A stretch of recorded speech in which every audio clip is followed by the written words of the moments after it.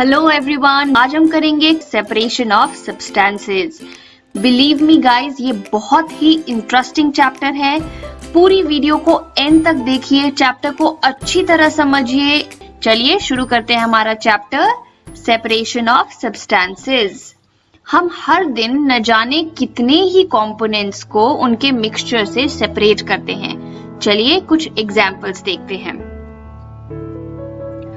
हर रोज सुबह जब आपकी मम्मा या आपके डैडी चाय बनाते हैं तो इस चाय को कप में पोर करने से पहले वो इस स्ट्रेनर की मदद से इसे छानते हैं। इसे छन्नी भी कहा जाता है, राइट? सो वो ऐसा क्यों कर रहे हैं? वो ऐसा इसलिए कर रहे हैं क्योंकि वो सेपरेट कर रहे हैं टी को टी लीफ से, टी को चाय पत्ती से।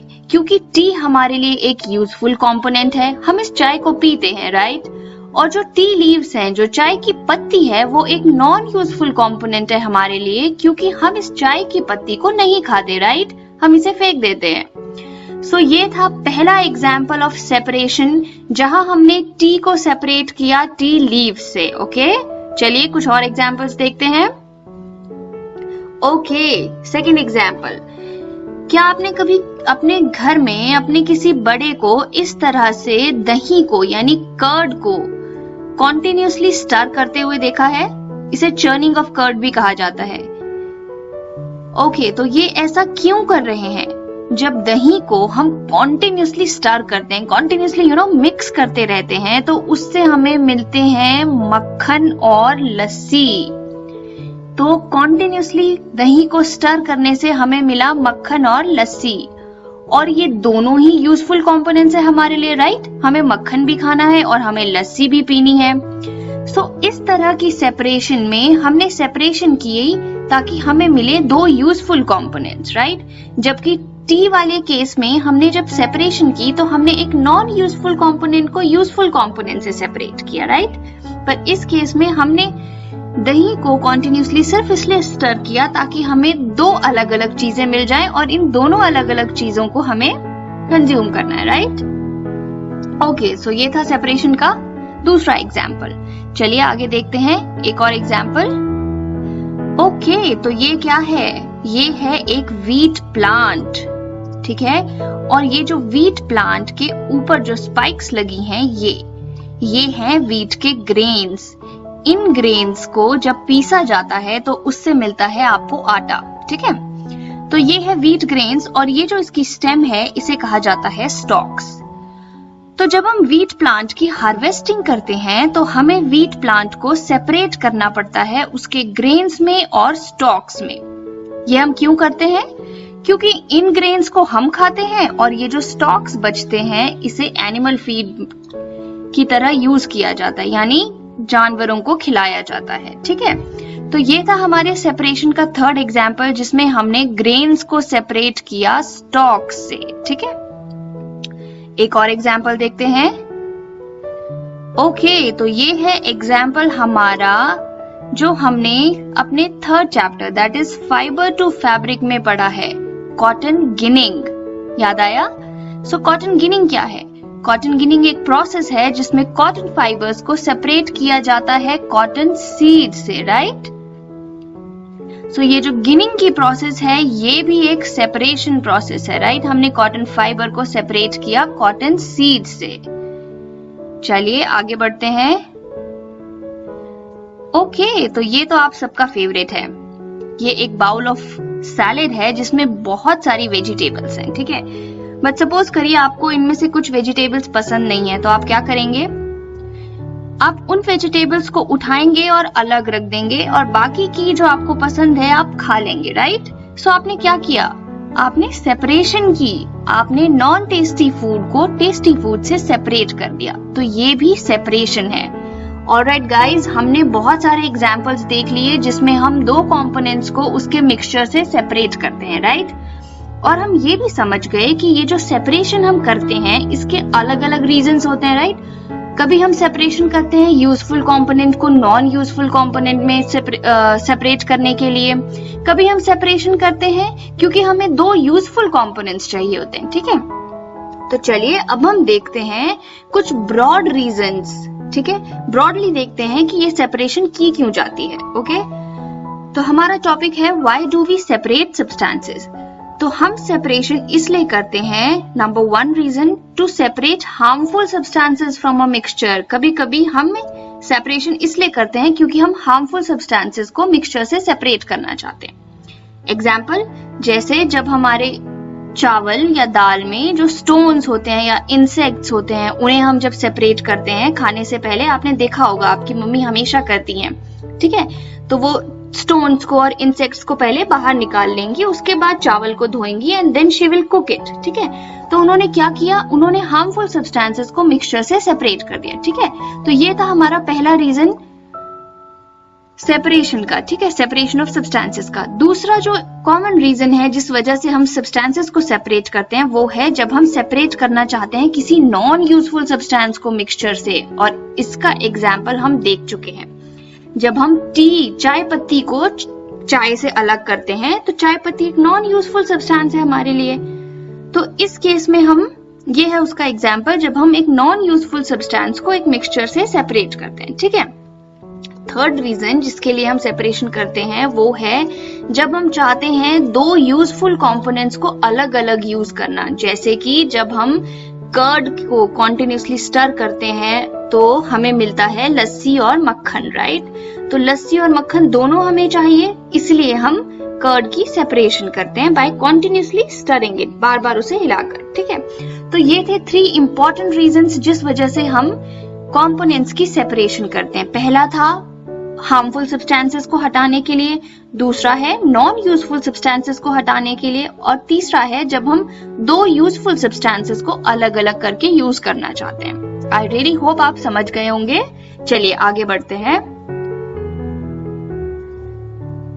तो ये आपकी बुक में एक टेबल दिया है जिसमें कुछ 3 एग्जाम्पल्स दिए हैं और कहा गया है कि for example this one, okay, कि जब आप स्टोन्स को राइस से सेपरेट करते हैं तो ये आप क्यों करते हैं, और उसके बाद जो आपने सेपरेट किया कंपोनेंट यानी जो इम्प्योरिटी थी उसके साथ आप क्या करते हैं, ये आपको बताना है। ठीक है, तो चलिए देखते हैं। तो जब आप स्टोन्स से राइस को सेपरेट करते हैं, ये आपने क्यों किया, because you are removing the impurity, उसकी इम्प्योरिटी को हटाने के लिए, उसमें से हार्मफुल कंपोनेंट्स को हटाने के लिए, राइट।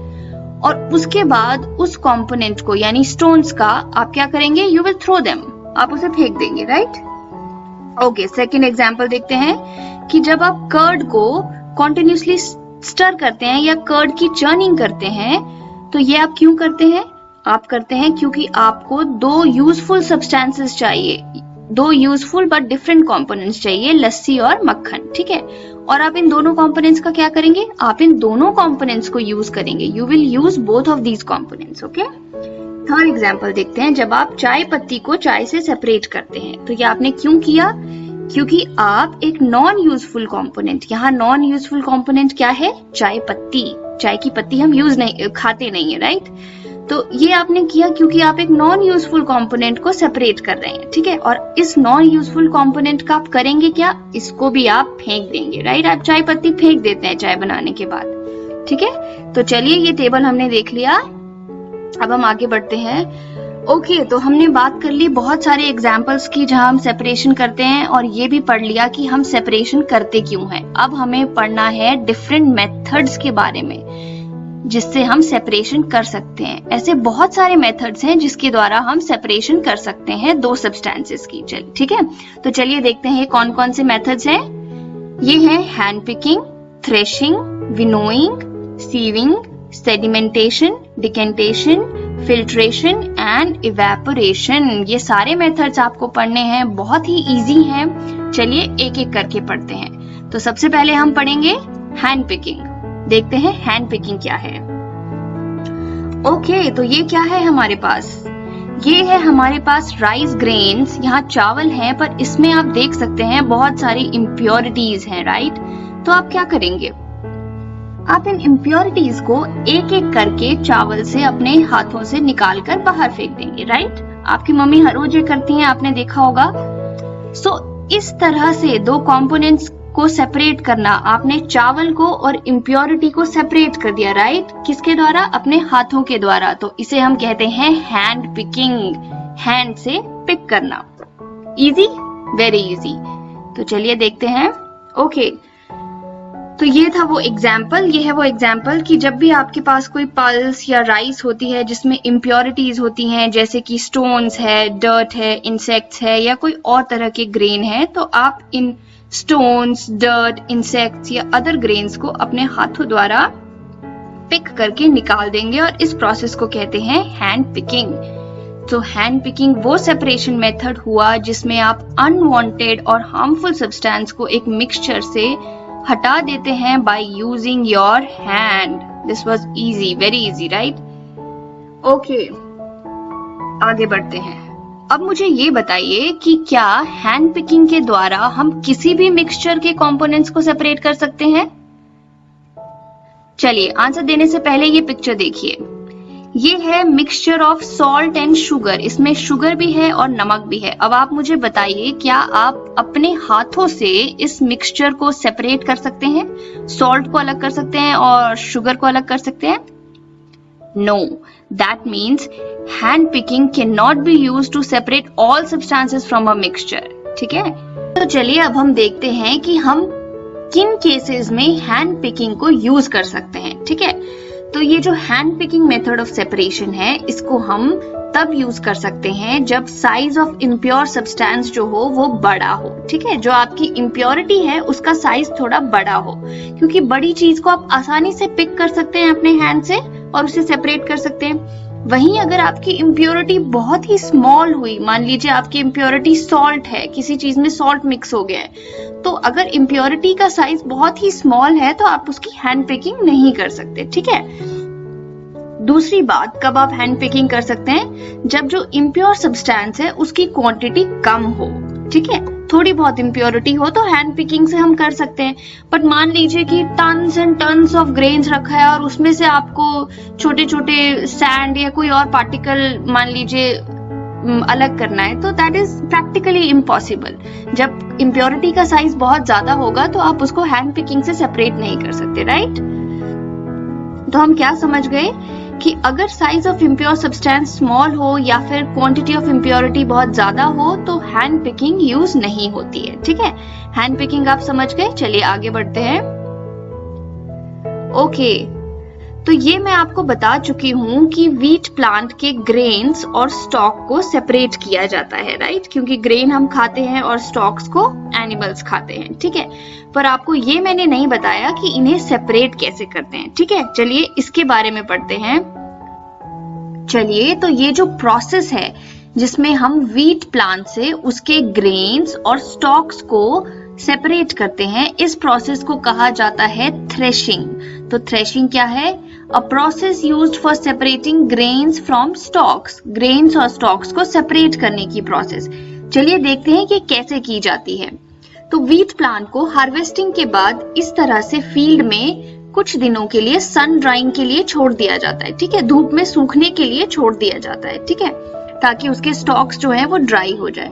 और इसके बाद दो तरीकों से थ्रेशिंग की जाती है। स्मॉलर स्केल पे फार्मर्स क्या करते हैं कि ऐसे बंडल्स बनाते हैं स्टॉक्स के और उसके बाद उन्हें बीट करते हैं किसी हार्ड फ्लोर पे। जैसे ये एक स्टोन स्लैब है, इस पे फार्मर जो है उसे बीट कर रहा है व्हीट के स्टॉक्स को। तो क्या होगा कि ये जो ग्रेन्स हैं ये सेपरेट होने लगेंगे। आप देख सकते हैं ये ग्रेन्स यहाँ गिर रहे हैं। ठीक है, तो इस तरह से थ्रेशिंग की जाती है। बट लार्जर स्केल में जहां बहुत बड़ा फील्ड हो, बहुत ज्यादा व्हीट प्लांट्स हो, तो थ्रेशर्स की मदद से थ्रेशिंग की जाती है। ठीक है, क्योंकि लार्जर स्केल्स में आप इस तरह से नहीं कर सकते ना, इट्स प्रैक्टिकली इम्पॉसिबल कि आप मैन्युअली इतने सारे प्लांट्स की थ्रेशिंग खुद करें। ठीक है, तो आई होप आप थ्रेशिंग समझ गए होंगे। चलिए आगे बढ़ते हैं और देखते हैं नेक्स्ट मेथड ऑफ सेपरेशन जो हमें पढ़ना है वो क्या है। तो नेक्स्ट मेथड ऑफ सेपरेशन है विनोइंग। देखते हैं विनोइंग क्या है। पहले आप इस डायग्राम को देखिए। ये एक व्हीट की स्पाइक है। ठीक है, अब ये जो व्हीट जो है इसमें, इसके बाहर अगर आप देखें तो ये जो ब्राउन कलर की आउटर कवरिंग है इसे हम कहते हैं हस्क। ठीक है, ये व्हीट का हस्क होता है और इस हस्क को जब हम हटा देंगे ये छिलका जैसा होता है। ठीक है, तो उसके अंदर जो ग्रेन है, ये जो फोटो आप देख रहे हैं उसके अंदर जो ग्रेन है इसे पीस कर बनता है हमारा आटा। ठीक है, तो हमने पढ़ा कि थ्रेशिंग, जो हमने पिछला सेपरेशन मेथड पढ़ा, उसमें हम स्टॉक से इस चीज को अलग करते हैं, ठीक है, जो ग्रेन्स लगे हैं, ठीक है। विनोइंग में हम क्या करते हैं, हम ग्रेन्स को इस हस्क से सेपरेट करते हैं, ठीक है, क्योंकि ग्रेन्स को पीसकर हमारा आटा बनेगा और हस्क जो है वो फॉडर की तरह यूज होता है, उसे जानवरों को खिलाया जाता है, ठीक है, एनिमल फीड की तरह यूज होता है। तो ये है विनोइंग, ठीक है, जिसमें हम ग्रेन्स को हस्क से सेपरेट करते हैं, ठीक है। तो विनोइंग जो है वो फार्मर्स के द्वारा यूज की जाती है to separate husk from grains, ठीक है। इसको हम इस डायग्राम से समझते हैं। तो आप सपोज कीजिए कि जो विंड है, हवा है, वो इस डायरेक्शन में चल रही है, ठीक है। यहाँ एक लेडी है जो एक रेज्ड प्लेटफॉर्म पे खड़ी है, एक स्टूल पे खड़ी है थोड़ी ऊंचाई पे, और उनके हाथ में ये एक बास्केट जैसी है जिससे वो ग्रेन्स जो हैं उनको नीचे की तरफ फेंक रही है, ठीक है। अब इससे क्या होगा, क्योंकि विंड इस डायरेक्शन में आगे को चल रही है, तो जो लाइटर पार्टिकल्स है, वो जो छिलका है, वो जो हस्क है, क्योंकि वो हल्का है, तो वो विंड के बहाव से आगे की तरफ चला जाएगा, right. Lighter particles will be carried away by wind, आगे को चला जाएगा और यहाँ कहीं इकट्ठा हो जाएगा, ठीक है। और जो हमारे ग्रेन्स हैं, क्योंकि वो हैवी हैं, तो वो ऐसे सीधे नीचे सेटल डाउन हो जाएंगे, ठीक है। Heavier particles will settle down and form heap. तो इस तरह से विनोइंग यानी by the action of wind की मदद से हम हेवियर और स्मॉलर पार्टिकल्स को सेपरेट करते हैं, ठीक है। तो अब आप ये डेफिनेशन समझ सकते हैं that winnowing is a method of separation which is used to separate heavier and lighter components of a mixture by wind और ब्लोइंग एयर, ओके। और इसका यूज कहाँ होता है, इसका यूज फार्मर्स करते हैं हस्क और ग्रेन को सेपरेट करने के लिए, ठीक है। विनोइंग आप समझ गए, चलिए आगे बढ़ते हैं। ओके, आगे बढ़ने से पहले एक बार फिर से थ्रेशिंग और विनोइंग को रिवाइज कर लीजिए। मैं नहीं चाहती आप इन दोनों प्रोसेसेस में कंफ्यूज हो जाएं, ठीक है। तो ये है व्हीट प्लांट। तो थ्रेशिंग में हम क्या करते हैं, इस व्हीट प्लांट के जो ग्रेन्स हैं, ये ऊपर वाला हिस्सा है, इसे सेपरेट करते हैं स्टॉक से, राइट। ग्रेन्स और स्टॉक्स को सेपरेट करने वाली प्रोसेस को कहते हैं थ्रेशिंग, पर इसमें अभी भी ये छिलका है, हस्क है, ठीक है। विनोइंग वो प्रोसेस है जिसमें हम इस हस्क को ग्रेन से सेपरेट करते हैं, ठीक है। आई होप आप समझ गए होंगे। चलिए आगे बढ़ते हैं। तो जो नेक्स्ट मेथड ऑफ सेपरेशन है हमें पढ़ना है, वो है सीविंग। सीविंग क्या है देखते हैं। तो ये सीविंग है। आप सबने अपनी मम्मा को इस तरह से आटे को छानते हुए जरूर देखा होगा, राइट। तो इसे हम कहते हैं सीविंग। अब सीविंग जो है वो क्या है, it is a simple technique for separating particles of different sizes. जब दो पार्टिकल्स का साइज डिफरेंट हो तो उसे सेपरेट करने के लिए हम सीविंग यूज करते हैं। जैसे यहाँ देखिए, अगर आटा है तो जब हम सीव से आटे को छानते हैं तो क्या होता है, क्योंकि आटा बहुत ही फाइन होता है तो वो सीव से पास थ्रू हो जाता है, राइट। जबकि कोई इम्प्योरिटी है लार्ज साइज की, जैसे कोई कीड़ा है या कोई स्टोन है, तो वो सीव में ऊपर ही रह जाता है, ठीक है। तो हम क्या कर रहे हैं, हम दो कंपोनेंट्स को सेपरेट कर रहे हैं जिनका साइज अलग अलग है, ठीक है। इस एग्जाम्पल में देखिए, यहाँ हम क्या कर रहे हैं, यहाँ हम मिट्टी को स्टोन से सेपरेट कर रहे हैं, ठीक है। तो जो फाइन पार्टिकल्स है मिट्टी के वो नीचे चले जाएंगे, सीव से पास हो जाएंगे, जबकि जो बड़े स्टोन्स हैं वो ऊपर ही रह जाएंगे। इसी तरह की सीव कंस्ट्रक्शन साइट में भी यूज होती है जब सैंड को और स्टोन को सेपरेट किया जाता है, क्योंकि सैंड जो है वो बहुत ही फाइन पार्टिकल्स है, उसका साइज छोटा है, तो वो इस सीव से पास हो जाता है, और वहीं जो स्टोन्स हैं, लार्जर पार्टिकल्स हैं, वो ऊपर रह जाते हैं, ठीक है। तो ये है सीविंग मेथड ऑफ सेपरेशन, जिसमें हम दो कंपोनेंट्स को सेपरेट करते हैं जिनके साइजेस अलग अलग होते हैं, ठीक है। चलिए आगे बढ़ते हैं। तो अगले दो मेथड्स ऑफ सेपरेशन जो हमें पढ़ने हैं वो है सेडिमेंटेशन एंड डिकेंटेशन। इन दोनों को हम साथ में समझते हैं, बहुत इजी है, चलिए देखते हैं। तो ये थे हमारे राइस ग्रेन्स जिसमें बहुत सारी इम्प्योरिटी थी। हमने पहले देखा कि हम हैंड पिकिंग से भी ये इम्प्योरिटी हटा सकते हैं, राइट। बट एक और तरीका है इस इम्प्योरिटी को हटाने का, जो डेली आपकी मम्मा भी करती हैं। हम क्या करेंगे, इसमें पानी डाल देंगे और थोड़ी देर के लिए वेट करेंगे। हम देखेंगे कि जो राइस है वो हैवी है तो वो सेटल डाउन हो जाएगा, नीचे बैठ जाएगा, ठीक है, और जो इम्प्योरिटीज हैं वो ऊपर आ जाएंगी, ठीक है। तो ये जो प्रोसेस है जिसमें लिक्विड डालने के बाद जो हमारा कंपोनेंट है वो नीचे बैठ जाता है, इस प्रोसेस को हम, इस मेथड ऑफ सेपरेशन को हम कहते हैं सेडिमेंटेशन, ठीक है। और उसके बाद जो हम इस पानी को निकाल देंगे बिना इस सेडिमेंट जो नीचे बैठ गया है उसे डिस्टर्ब किए, इस पानी को जो हम निकाल देते हैं और इम्प्योरिटी को अलग कर देते हैं, इस प्रोसेस को हम कहते हैं डिकेंटेशन। वेरी सिंपल, एक बार इनकी डेफिनेशन भी देख लेते हैं। तो सेडिमेंटेशन क्या प्रोसेस हुई?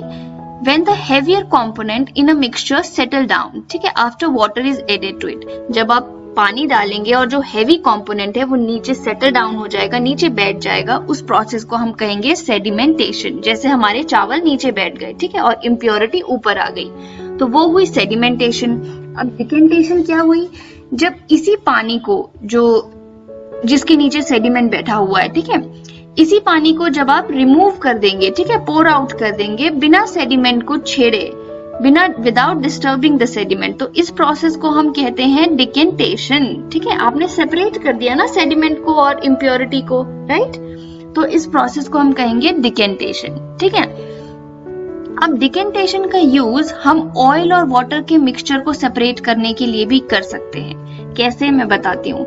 सपोज एक ग्लास लीजिए, उसमें आप पानी डालिए और उसमें ऑयल डालिए।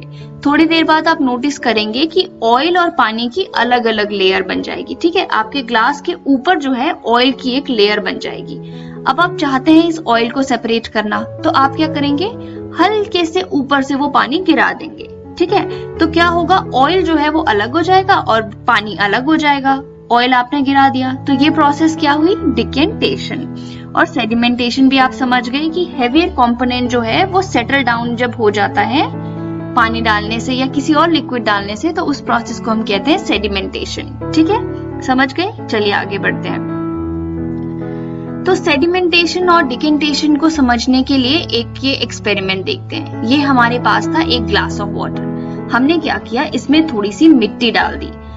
कुछ देर के बाद आप नोटिस करेंगे कि ये जो मिट्टी थी वो नीचे सेटल डाउन हो गई, ठीक है। तो ये क्या हुआ? ये हो गई सेडिमेंटेशन, ठीक है। आगे बढ़ते हैं। अब क्या किया हमने कि ये जो मिट्टी नीचे सेटल डाउन हो गई थी, एक और ग्लास लिया और हमने इसके ऊपर से पानी जो है वो निकाल दिया बिना इस मिट्टी को डिस्टर्ब किए और दूसरे ग्लास में डाल दिया, ठीक है। तो हमारे पास क्या आ गया? एक ग्लास में रह गई सिर्फ मिट्टी और दूसरे ग्लास में आ गया ये पानी जो थोड़ा बहुत अभी भी गंदा है, ठीक है। उसमें थोड़े बहुत फाइन पार्टिकल्स जो हैं वो तो रहे हैं अभी भी, ठीक है, फाइनर इम्प्योरिटीज हैं, ठीक है। पर हमारी जो सॉइल है वो मेजरली सेपरेट हो गई है, ठीक है। तो इस प्रोसेस को हम कहते हैं डिकेंटेशन। मैं आपको बता चुकी हूँ कि हमने पानी निकाल दिया और ये जो मिट्टी रह गई, तो ये हो गई हमारी डिकेंटेशन। अब देखिए, ये जो हमारे पास ग्लास बचा जिसमें थोड़ी इम्प्योरिटी अभी भी रह गई है, इसका हम क्या करेंगे? हम इस ग्लास को लेंगे, एक और ग्लास में ऊपर फिल्टर पेपर लगाएंगे, ठीक है। फिल्टर पेपर आपने अपनी लेबोरेटरीज में देखा होगा, अगर नहीं देखा है तो जब स्कूल स्टार्ट होंगे तो जाके जरूर देखिएगा। तो फिल्टर पेपर लगाएंगे और उसके बाद इस पानी को इससे पास करेंगे, ठीक है। अब आप क्या ऑब्जर्व करेंगे कि आप जब आपने फिल्टर पेपर लगा के इस पानी को इसमें से डाला तो आपका प्योर वाटर फिर से वापस आ गया, ठीक है। तो इस प्रोसेस को हम क्या कहेंगे? इस प्रोसेस को हम कहते हैं फिल्ट्रेशन, ठीक है। हमने वापस से प्योर वाटर ऑब्टेन कर लिया फिल्ट्रेशन की मदद से, ठीक है। तो अब हम फिल्ट्रेशन को थोड़ी सी और डिटेल में देखते हैं। तो फिल्ट्रेशन मेथड ऑफ सेपरेशन क्या है? ये एक मेथड ऑफ सेपरेशन है जिसमें हम एक इनसॉल्युबल सॉलिड को एक लिक्विड से सेपरेट करते हैं by passing it through a medium, और ज्यादातर वो क्या होता है? Filter paper. ओके, मैंने कहा इनसॉल्युबल सॉलिड को लिक्विड से सेपरेट करना। ऐसा मैंने क्यों कहा, देखते हैं। सपोज कीजिए आपने एक ग्लास में चीनी मिला दी, ठीक है, शुगर मिक्स कर दी। अब आप जब उस ग्लास के पानी को फिल्टर पेपर से पास थ्रू करेंगे तो आपको क्या लगता है? चीनी सेपरेट हो जाएगी? नहीं, क्योंकि चीनी तो उसमें घुल चुकी है, राइट। तो फिल्ट्रेशन का आप यूज तभी कर सकते हैं अगर वो जो सॉलिड सब्सटेंस उसमें है, वो जो सॉल्यूट है, वो उस पानी में इनसॉल्युबल है, घुला हुआ नहीं है, राइट। तो हम फिल्ट्रेशन का यूज करते हैं, ठीक है, आप समझ गए होंगे। दूसरा और हम कहाँ फिल्ट्रेशन का यूज करते हैं, आपने देखा होगा जब हम जूस बनाते हैं तो पल्प और सीड्स को सेपरेट करने के लिए भी फिल्ट्रेशन का यूज किया जाता है छन्नी की मदद से, राइट। पल्प अलग कर देते हैं, सीड्स अलग कर देते हैं, ठीक है। और वैसे ही हम जब चीज बनाते हैं, फटे हुए दूध से जब चीज बनाते हैं तब भी हम उसको सेपरेट करने के लिए फिल्ट्रेशन का ही यूज करते हैं, ठीक है। तो ये डायग्राम देखिए, यहाँ हमने फिल्टर पेपर लगाया और जो भी हमारा लिक्विड है जो हमें फिल्टर करना है वो हम यहाँ से पोर करेंगे, ठीक है। और ये फिल्टर पेपर है, तो जो अब हमारे पास जो लिक्विड आएगा वो आ जाएगा प्योर क्लियर वाटर, ठीक है। और इसे हम कहते हैं फिल्ट्रेट। तो फिल्ट्रेशन के बाद जो ऑब्टेन होता है उसे हम कहते हैं फिल्ट्रेट। आई होप आप ये समझ गए होंगे। चलिए आगे बढ़ते हैं। अगला मेथड ऑफ सेपरेशन जो हमें पढ़ना है वो है इवेपोरेशन। सब जानते हैं कि इवेपोरेशन क्या है। इवेपोरेशन वो प्रोसेस है जिसमें लिक्विड जो है वो वेपर में कन्वर्ट हो जाता है, राइट, जब हम उसे हीट करते हैं। जब टेम्परेचर बढ़ता है या आप मान लीजिए आपने गैस चलाई और उस पर पतीला रख दिया तो आपका पानी जो है वो इवेपोरेट होके वेपर में कन्वर्ट हो जाएगा। तो ये तो हम सबको पता है कि ये इवेपोरेशन है। बट इवेपोरेशन का यूज दो कंपोनेंट्स को सेपरेट करने के लिए भी किया जाता है, ये हमें नहीं पता था। चलिए देखते हैं। तो इवेपोरेशन का यूज हम करते हैं तब जब कोई कंपोनेंट जो है वो डिसॉल्व हो जाता है लिक्विड में। जैसे मैंने अभी कहा, अगर चीनी मिक्स हो चुकी है आपके पानी में तो उसे आप कैसे सेपरेट करेंगे पानी से, या फिर नमक जो मिक्स हो चुका है आपके पानी में उसे कैसे सेपरेट करेंगे, तो उसे हम सेपरेट करेंगे इवेपोरेशन की मदद से। और इसी तरह से हम सी वाटर से सॉल्ट भी ऑब्टेन करते हैं। आप सब जानते हैं कि समुद्र का पानी खारा होता है, उसमें बहुत सारा नमक होता है, ठीक है। तो वहां उस पानी में से नमक कैसे निकालते हैं, क्योंकि नमक तो सॉल्युबल है पानी में, वो भी इवेपोरेशन से ही निकालते हैं। चलिए देखते हैं कैसे ये करते हैं हम। तो हम क्या करते हैं, जो सी वाटर है इस तरह की शैलो पिट्स बनाते हैं, ठीक है, गड्ढे जैसे बनाते हैं। और इसको हम इस तरह की शैलो पिट्स जो हमने बना ली, उसके बाद क्या होगा, इसको ऐसे ही रहने देंगे। और जब धूप पड़ेगी और जब ये पानी गर्म होगा तो ये पानी इवेपोरेट हो जाएगा और नीचे क्या बच जाएगा, सॉल्ट, ठीक है। जब हम कुछ दिन तक इसको ऐसे ही रहने देते हैं तो पूरा का पूरा पानी इवेपोरेट हो जाता है और नीचे सिर्फ सॉल्ट रह जाता है, ठीक है। तो इस तरह से सॉल्ट जो है वो ऑब्टेन किया जाता है इवेपोरेशन की प्रोसेस से। और बाद में हम इस सॉल्ट को फर्दर प्यूरिफाई कर लेते हैं ताकि हमें अपना सॉल्ट मिल जाए, कॉमन सॉल्ट NaCl, ठीक है, क्योंकि इस सॉल्ट में बहुत सारे सॉल्ट्स के मिक्सचर होते हैं। तो इस तरह से मिलता है हमें सॉल्ट। तो ये थी इवेपोरेशन। चलिए, पर कई बार ऐसा होता है कि जब हमें बहुत सारे मेथड्स ऑफ सेपरेशन लगाने पड़ते हैं दो कंपोनेंट्स को सेपरेट करने के लिए, एक मेथड से वो नहीं हो पाते, ठीक है, एक मेथड से वो कंपोनेंट सेपरेट नहीं हो पाते। तो देखते हैं कि ऐसा कब किया जाता है। इसके लिए हम ये एग्जाम्पल लेते हैं। सपोज हमारे पास सॉल्ट और सैंड है, ठीक है, नमक है और रेत है, और हमें इन दोनों को सेपरेट करना है, ठीक है। चलिए देखते हैं अब हम इसको कैसे सेपरेट करेंगे। तो हम इसको एक बीकर में पानी लेंगे और सॉल्ट भी डाल देंगे और सैंड भी डाल देंगे, ठीक है। थोड़ी देर बाद आप नोटिस करेंगे कि सॉल्ट तो पानी में डिसॉल्व हो गया, नमक तो डिसॉल्व हो जाएगा, और जो सैंड है वो नीचे सेटल डाउन हो जाएगा, ऐसे नीचे बैठ जाएगा, ठीक है। उसके बाद आप क्या कीजिए, अच्छा ये क्या हो गई, ये हो गई सेडिमेंटेशन, क्योंकि सैंड जो है वो नीचे बैठ गया है, ठीक है। अब आप क्या करेंगे, डिकेंटेशन करेंगे। आप इस पानी को निकाल देंगे और फिर आपके पास अलग अलग बीकर्स में क्या रह जाएगा, एक बीकर में रह गया सिर्फ सैंड, और ये जो पानी आपने निकाला इसमें से, उसमें क्या था, उसमें सॉल्ट डिसॉल्व था। तो इस वाले बीकर में क्या रह गया आपके पास, सॉल्ट और वाटर। तो सैंड तो आपने सेपरेट कर लिया, अब आपको सॉल्ट भी सेपरेट करना है, ठीक है। चलिए देखते हैं ये कैसे होगा। तो ये था हमारे पास सॉल्ट और वाटर का कॉम्बिनेशन, ठीक है। तो अब हम क्या करेंगे, इस सॉल्ट और वाटर की कॉम्बिनेशन को ऐसी एक केटल में डालेंगे, ठीक है, और नीचे से जो है उसको हीट प्रोवाइड करेंगे, यानी गैस ऑन कर देंगे। तो जैसे जैसे टेम्परेचर बढ़ेगा इसमें जो पानी प्रेजेंट है वो इवेपोरेट होगा, वेपर बनेगा, और वेपर बन के वो ऐसे ऊपर को उठेगा। ठीक है, यहाँ हमने क्या रखा है, यहाँ पर एक मेटल की प्लेट है जिसके ऊपर हमने बर्फ के आइस क्यूब्स रखी हैं, बर्फ रखी है। इस मेटल प्लेट का टेम्परेचर बहुत ही कम है, तो जब ये वेपर उठेंगे और ये एकदम से कूल होंगे, क्योंकि इसके कांटेक्ट में आने से ये एकदम से कूल हो जाएंगे, तो क्या हो जाएगा, तब हो जाएगी कंडेंसेशन। कंडेंसेशन क्या होती है, जब वेपर्स लिक्विड में कन्वर्ट हो जाते हैं। तो क्या होगा, ये वेपर्स जो हैं ये लिक्विड बन के इधर आ जाएंगे, प्योर वाटर हमें यहाँ मिल जाएगा, और ये पानी जो इवेपोरेट होता जा रहा है ये सारा यहाँ से इवेपोरेट हो जाएगा, और एंड में यहाँ सिर्फ क्या बच जाएगा, सॉल्ट। तो हमने सॉल्ट और वाटर को अलग अलग कर दिया। आई होप आप समझ गए होंगे कि सारा पानी इवेपोरेट हो जाएगा इस जो आइस क्यूब वाली इस मेटल प्लेट जिसके ऊपर हमने आइस क्यूब्स रखे हैं उससे टच होते ही ये सारा वेपर जो है वो पानी में कन्वर्ट होगा, वेपर जो है वो लिक्विड में कन्वर्ट हो जाएगा, और पीछे बच जाएगा सिर्फ सॉल्ट, और यहाँ आ जाएगा पानी। तो हमने सॉल्ट और वाटर को भी सेपरेट कर दिया। ठीक है, तो ये था हमारे पास वो मिक्सचर सॉल्ट, सैंड और वाटर का। तो हमने सैंड को सेपरेट कर दिया था किस प्रोसेस से, सेडिमेंटेशन एंड डिकेंटेशन से, राइट। हमने उन डायग्राम्स में देखा। और उसके बाद जो सॉल्ट और वाटर वाला पानी बचा उसे हमने कैसे सेपरेट किया, इवेपोरेशन एंड कंडेंसेशन से, राइट। तो चलिए एक और बात देख लेते हैं कि इवेपोरेशन और कंडेंसेशन क्या होती है। सो इवेपोरेशन होती है जब लिक्विड जो है वेपर में कन्वर्ट हो जाता है। ठीक है, और ये कब होता है, ये तब होगा जब लिक्विड का टेम्परेचर बढ़ाया जाता है। ठीक है, यानी आप जब लिक्विड को गर्म करेंगे तो वो वेपर्स में बनेगा और इवेपोरेट हो जाएगा।